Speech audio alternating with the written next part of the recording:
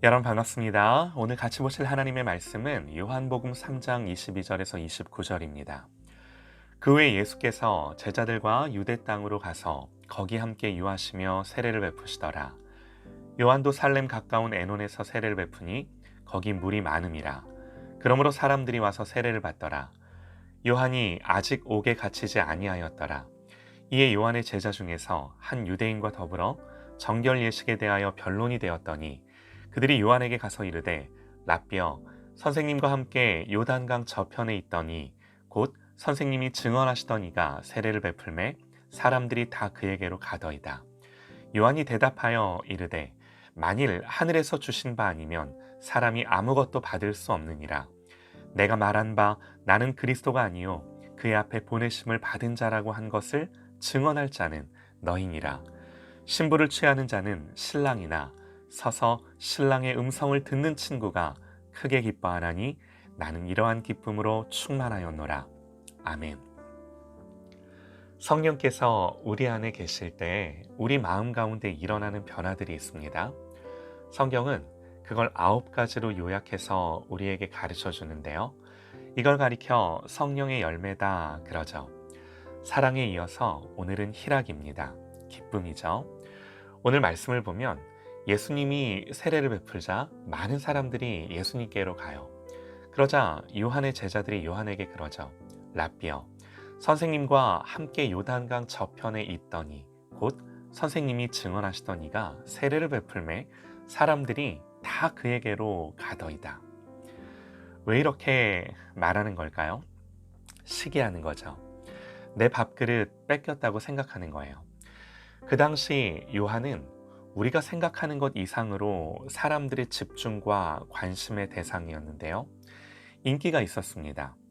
마가복음을 보면 세례 요한이 광야에 이르러 죄사함을 받게 하는 회개의 세례를 전파하니 온 유대 지방과 예루살렘이 다 나아가 자기 죄를 자복하고 요단강에서 그에게 세례를 받더라 그러죠. 온 유대와 예루살렘 사람들이 요한에게로 세례를 받기 위해 온 거죠. 또 심지어 누가복음에는요. 백성들이 바라고 기다림으로 모든 사람들이 요한을 혹 그리스도신가 심중에 생각했다 그럽니다. 그리고 결정적으로 요한이 말 한마디 했다고 그 당시 왕인 헤롯이 요한을 잡아가둬요. 그만큼 요한의 말 한마디가 사람들에게 영적인 영향력을 끼쳤을 뿐만 아니라 정치적인 영향력도 미치고 있었다는 것을 반증하는 거죠. 이 정도만 보더라도 요한이 그 당시 어떤 위상이었는지 짐작할 수 있는 거죠. 그래서 요한의 제자들은요, 사람들이 자기 선생이 아니라 예수님에게로 몰리는 것을 보자 시기심 가득한 마음으로 불만을 토로하는 거죠. 그런데 이와는 대조적으로 정작 당사자인 요한은요, 전혀 다르게 말하는데요. 신부를 취하는 자는 신랑이나 서서 신랑의 음성을 듣는 친구가 크게 기뻐하나니 나는 이런 신랑의 기쁨으로, 신랑 친구의 기쁨으로 충만하였노라. 여러분, 이러한 차이가 어디서 오는 걸까요? 오늘 요한은 이런 상황 속에 기쁨으로 충만하다 그럽니다. 뭐가 기쁜 걸까요? 인간적인 관점으로 보면요, 사실 기쁜 게 없어야죠. 그런데 요한이 자기가 기쁜 것을 뭐에다 비유하냐면 결혼식에서 물론 주인공은 신랑이지만 그 신랑의 친구들도 기뻐한다. 나는 그런 신랑 친구로서의 기쁨이 가득하다 그러는 거예요. 우리가 결혼식을 생각해 보면 결혼식의 꽃은 신부죠. 가장 주목받고 그 결혼식에서 가장 아름답고 가장 축하받고, 그런데 누군가가 신부보다 더 관심을 받는다면 민폐죠. 저는 실제로 본 적은 없는데요. 드라마를 보면 종종 그런 에피소드들이 나오죠. 신랑이나 신부의 친구는 자기 결혼식이 아니더라도 자기가 그날의 주인공은 아니더라도 기쁨이 있어요. 단 그 결혼식이 자신의 결혼식이란 착각만 하지 않으면요. 자기가 주인공이 아님을 제대로 알면 그럴 수 있어요. 자신의 위치와 정체성을 바르게 알고 있다면 얼마든지 그럴 수 있어요. 요한이 그랬어요. 우선 자기의 정체성이 분명했죠. 사람들이 네가 누구냐 그랬을 때 나는 외치는 자의 소리다. 나는 그리스도가 아니다. 나는 그리스도보다 앞서 보냄을 받았을 뿐. 나는 그의 신을 들기도 감당치 못한다. 나는 물로 세례를 베풀었지만 내 뒤에 오시는 이는 성령으로 너희에게 세례를 베푸실 거다.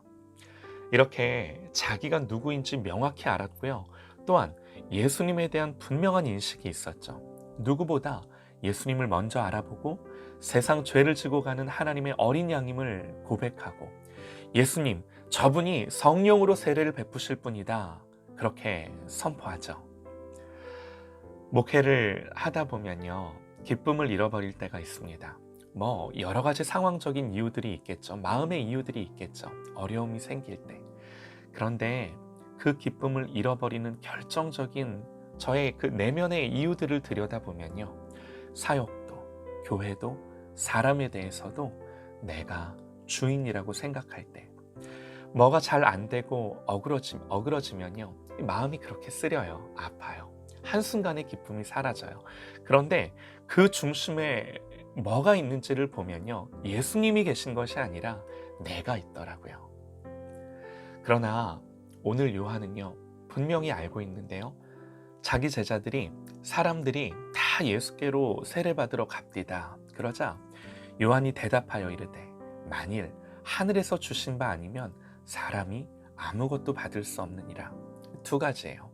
하나님의 주권과 통치에 대한 분명한 인식, 그리고 그 앞에서 자기가 누구인지에 대한 정확한 고백. 오직 이것만이 기뻐할 수 있는 이유예요. 이것이 분명할 때 기쁨을 잃어버리지 않습니다. 누가복음 서두에서는 예수님을 알아봤던 사람들의 이야기가 나오는데요. 공통점이 있습니다. 양을 치던 목자들. 천사가 와서 그리스도의 나심을 전하면서 지극히 높은 곳에서는 하나님께 영광이요, 땅에서는 하나님이 기뻐하신 사람들 중에 평화로다. 그렇게 예수님의 나심을 전하자 목자들은 자기에게 이르던 바와 같이 듣고 본 그 모든 것을 인하여 하나님께 영광을 돌리며 찬송하며 돌아가니라 그러죠. 기쁨과 평화가 있었습니다. 또 예수님이 나신 지 8일이 되어 할례를 받기 위해 성전에 올라갔을 때 시므온이 아기를 안고 하나님을 찬송하여 이르되 주제여 이제는 말씀하신 대로 종을 평안히 놓아주시는도다. 또 동방의 박사들도요. 박사들이 왕의 말을 듣고 갈새 동방에서 보던 그 별이 문득 앞서 인도하여 가다가 아기 있는 곳 위에 머물러 서 있는지라 그들이 별을 보고 매우 크게 기뻐하더라. 이렇듯 예수님을 본 자들마다 기쁨과 평화가 가득합니다. 오늘 요한의 제자들은 어떤가요?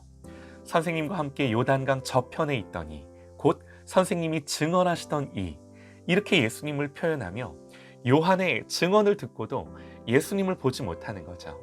주님이 누구신지 알지 못하는 거죠. 시편 23편에서요. 다윗이 내게 부족함이 없다 그러는데요. 정말 부족함이 없나요? 아니요. 지금 다윗은 푸른 초장 쉴 만한 물가에 있지 않습니다.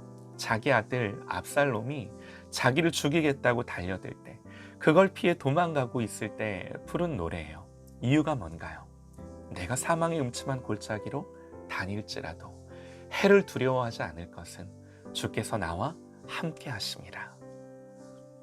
기뻐할 수 있는 이유 모두 다 주님을 선명하게 볼 때, 이것이 성경이 한결같이 증언하는 기쁨의 이유인 거예요.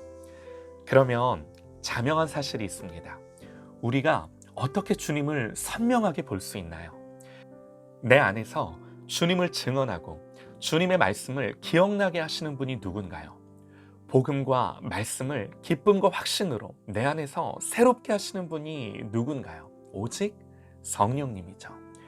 우리는 성령으로 주님을 알고 주님을 보고 주님을 누리는 것입니다. 성령이 아니면 우리가 절대로 그럴 수가 없어요. 그러니 이 성령님을 사모함으로 기뻐할 이유가 있어서 기쁜 것이 아니라, 여러분 그건요, 세상도 주님을 모르는 사람도 그건 기뻐요. 잠시 기뻐요. 그러나 성령의 사람은 성경 뭐라고 말하나요? 항상 기뻐하라. 모든 일에 기뻐하라 그 말이죠. 왜? 주님 때문에. 성령의 사람은 성령으로 말미암아 주님을 선명하게 보기에 모든 일이 기쁘지 않더라도 그 모든 것에서 기쁨을 취할 수 있는 사람인 줄 믿습니다. 오늘도 저와 여러분이 이 성령님을 사모함으로 이 성령이 주시는 기쁨으로 하나님을 누리는 저와 여러분 되시기를 간절히 소망합니다.